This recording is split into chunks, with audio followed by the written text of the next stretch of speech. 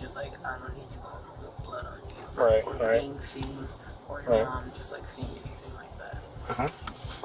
So we had walked up the stairs while Chrissy stayed downstairs and made a call or a text saying that she was here. Me and him were upstairs. He's just talking to me. We're relaxed. We're chill. And then he got a signal from Chrissy to walk downstairs.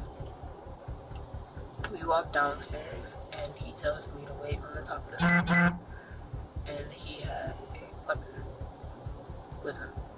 He told me to hold the weapon. We had gloves on at this time still. We had walked down the stairs.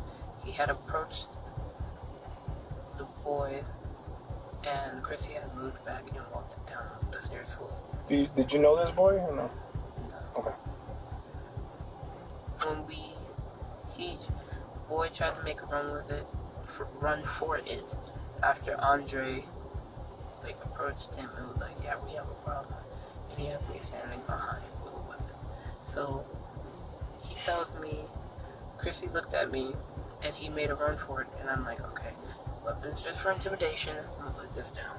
I ran and I helped Andre to tackle him and put him onto the ground. But the weapon wasn't just for show, and this wasn't simply a fight. It was a murder plot playing out in broad daylight, carried out by a love-struck teenager and two girls who agreed to join him. Andre is talking to him, saying everything he has to get off of his chest, and saying how mad he is, and then he proceeds to say, you know what I have to do, right?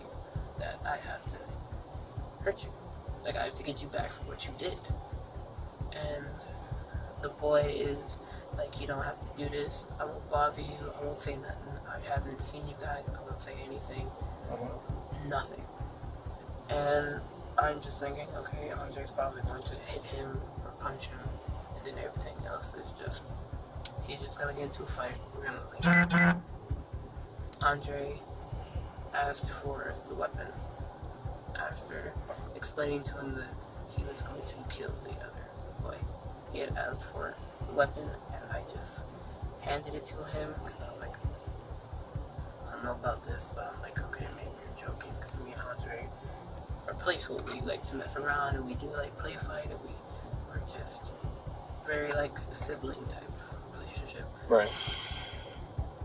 And he had taken the weapon, and he had pushed the other boy into the corner, and he was begging not to get hurt. And I'm just thinking, Andre's just gonna hit him. And Andre told me to come here and help him. And I was like, okay, you can do what you want to do. You can punch him or something. And I'm just holding him. And then Andre proceeds to rapidly punch him. And then after a while, Chrissy said, there's a lot of cars here, there's a lot of people watching, there's kids out, you need to hurry it up. So Andre, do what you gotta do, just hurry it up, bro, we gotta go. He proceeded to take out a small weapon and attempt to stab him. I'm sorry? Attempt to stab him. Okay. And he was failing, and I was just like, okay, I didn't see it because I'm holding his legs. So I'm in a position where I'm holding both of his legs, and I'm wrapped around his under torso, and I just feel poking right here. And I'm wondering what that is. And the other boy, he has the weapon just waving it, just trying to not get harmed. And then he had another smaller weapon, and he took that out, and he stabbed him right here. Where's right here? On the neck, back side of the neck? Side. On the right side? Did you do right side? According to Smith's story, the only fight that happened that afternoon was DJ Grant fighting for his life. Even though she claims she didn't know the full extent of Andre's plan, Smith admits she helped hold Grant still after Andre stabbed him. Also, the boy was just like, you're gonna kill me. Just choke me out or end it, because he kept going in and out. He's like, choke me out, end it, stab me, do something. And Andre stabbed him again. And he had told told me, and Chrissy, he had told me to get Chrissy and get cleaning supplies. And at this time, the gloves that we were having on and wearing were ripping and torn. And I was getting nervous. And I was getting scared. And I wasn't showing any of it because I'm just like, if I show this, they're gonna know that I'm like, I can't do this. And I'm like freaking out. So I'm like, I'll do what you say. I didn't tell them this, but I'm like, I'll do what you say. It is what it is. And whatever happens, happens. So I had helped Andre move him a certain direction under the cameras, under the one camera that we saw right there, and into the bushes. And at this time, we both had not eaten. We both were exhausted. So he's like, push him back here into the bushes and just leave him there. We'll figure out what to do with him at a different time. And I'm just saying, okay. Because prior to this, he had told me that this was the first person he had ever killed. Prior to this, he had told you that? When we were at the house, when we were just talking about the whole plan of what to do, what was going to happen. But he never told me that he was going to kill somebody until at this time. You know, like, this is the first person. I'm going to leave it here. I'll ask Chrissy. We're going to leave. Before meeting with Parisian and luring Grant to the stairwell where he was killed, Clemens had already talked with Smith about killing him while they were still at her house. After the teens dragged Grant's body into the bushes, they cleaned up and packed their supplies and weapons into a bag that Smith hid inside her jacket. Then, they took off their gloves and walked back to the apartment complex where Smith lived.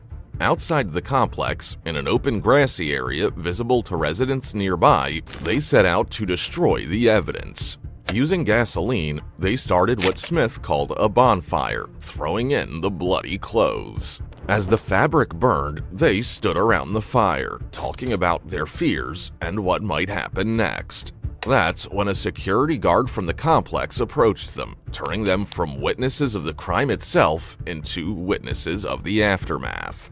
To make things worse, someone had already alerted the guard. Later, Smith told the police she remembered everything. And the two girls, they were just standing there, but they weren't moving much. The chubby girl, she was just like moving back and forth, but like standing in the same spot, but moving a little bit. And then the guy was moving around the fire, just throwing more gasoline. What was he? What did you see him throw? It was like a bottle. It was like the normal bottles that. Like a bottle that you use for like a barbecue, or yeah, like yeah. the- Like it looked like I don't have a water bottle, but it just looked like one of those normal bottles with like, you know how it's say when you go to a restaurant it's like ketchup. Okay. Yeah, like he was just throwing the gasoline. Okay, like the. Those. He was just walking around the fire and he was just throwing more in the fire, which is getting bigger. And what was it? I don't know. I just know like it looked like some type of material. It didn't look like cause we have like a lot of ducks. It didn't look like they killed a duck or something. It looked like it was a material that they were. Okay, like material, like clothes, something of Yeah. material type. Okay. And did you recognize any of them? No, because it was pretty far, but seeing them on the news, their faces, that's when you could You like remember could that guess. they were the same ones Yes. that you saw that night. Yes. Okay, and then when you saw that fire happening, what did you decide to do after that? Honestly, since they were doing it on the grass, I felt kind of unsafe that they would probably like go to the certain point to spread the fire because they're teenagers. So I just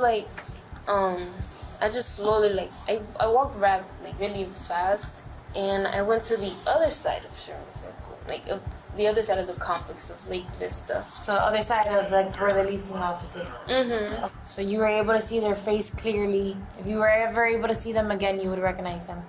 I didn't see their face, but I saw their body shape, and seeing them on the photos, you could picture them, especially the chubby girl. It was very noticeable. I could see her braids. Okay. And the kids. And you did alert the security guard Yes. of the fire. Yes. And that's when he was made aware. Okay. Is there any